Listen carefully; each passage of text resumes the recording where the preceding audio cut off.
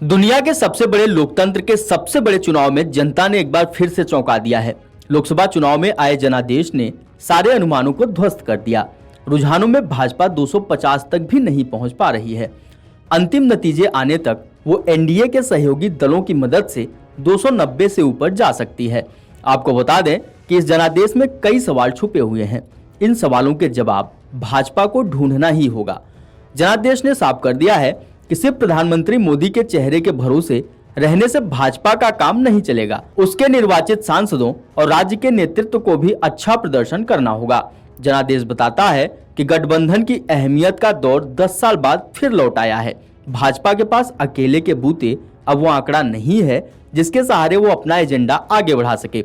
इसके साथ ही exit polls की भी हवा निकल गई है। 11 एग्जिट पोल में एनडीए को 340 से ज्यादा सीटें मिलने का अनुमान लगाया गया था। 3 सर्वेक्षणों में तो एनडीए को 400 लोकसभा सीटें मिलने का अनुमान था, लेकिन रुझानों या नतीजों में भी एनडीए उससे तकरीबन 100 सीट पीछे है। वैसे तो इस बार लोकसभा चुनाव के शुरुआती 6 चरण में पिछली बार के मुकाबले 2.5 करोड़ से ज्यादा वोटरों ने मतदान किया, फिर भी मतदान का प्रतिशत कम रहा। इसके ये मायने निकाले जा रहे हैं कि भाजपा अब की बार 400 पार के नारे में खुद ही उलझ गई है। उसके वोट इसलिए नहीं बढ़े क्योंकि भाजपा को पसंद करने वाले वोटरों ने तेज गर्मी के बीच संभवतः खुद ही यह मान लिया कि इस बार भाजपा की जीत आसान रहने वाली है। इसलिए वोटरों का एक बड़ा तबका वोट देने के लिए निकला ही नहीं। यह भाजपा की स्पष्ट जीत नहीं है, यह एनडीए की जीत ज्यादा है। आंकड़ों की दोपहर तक की स्थिति को देखें तो यह माना जा सकता है कि पूरे 5 साल भाजपा गठबंधन के सहयोगियों खासकर जदयू और तेदेपा के भरोसे रहेगी। इन दोनों दलों के बारे में यह कहना मुश्किल है कि ये भाजपा के साथ पूरे 5 साल बने रहेंगे या नहीं, और प्रदेश की सत्ता में भागीदारी के मुद्दे पर इनके और भाजपा से मतभेद के आसार ज्यादा रहेंगे। नीतीश कुमार और चंद्रबाबू नायडू दोनों ही अतीत में एनडीए से अलग हो चुके हैं। वहीं बात करें इंडी गठबंधन की तो यह उसकी स्पष्ट जीत कम और बड़ी कामयाबी ज्यादा है। यह गठबंधन 200 का आंकड़ा आसानी से पार कर रहा है।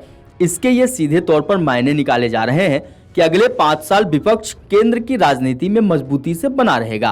क्षेत्रीय दल देश की राजनीति में अपरिहार्य बने रहेंगे। आंकड़ों की माने तो इसका जवाब हाँ है, लेकिन इसका दूसरा जवाब यह भी है कि यह मुकाबला 2014 और 2019 में मोदी की लोकप्रियता बनाम 2024 में मोदी की लोकप्रियता का रहा है।